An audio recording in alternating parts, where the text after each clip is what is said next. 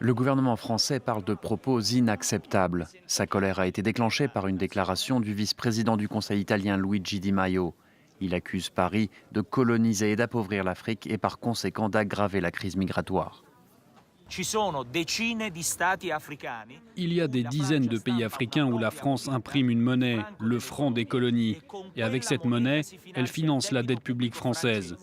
Si la France n'avait pas les colonies africaines, parce que c'est ainsi qu'il faut les appeler, elle serait la 15e puissance économique mondiale. Paris affirme que le franc CFA permet à 14 pays africains, essentiellement des anciennes colonies françaises, d'avoir une monnaie stable. Mais pour ses détracteurs, comme ici au Bénin, le franc CFA crée une dépendance monétaire.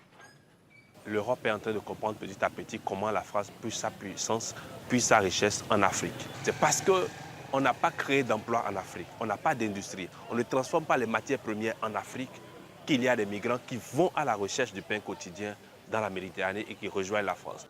Ce mardi, le ministre italien de l'Intérieur Matteo Salvini a ravivé les tensions entre Paris et Rome au sujet de l'Afrique.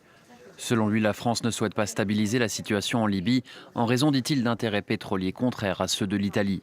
Ce membre de l'extrême droite n'apprécie guère Emmanuel Macron. L'an dernier, il avait déjà exprimé son soutien aux Gilets jaunes. Le chef du gouvernement, Giuseppe Conte, a lui essayé de calmer le jeu. Mardi, il a affirmé qu'il ne fallait pas remettre en question l'amitié historique qui existe entre l'Italie et la France.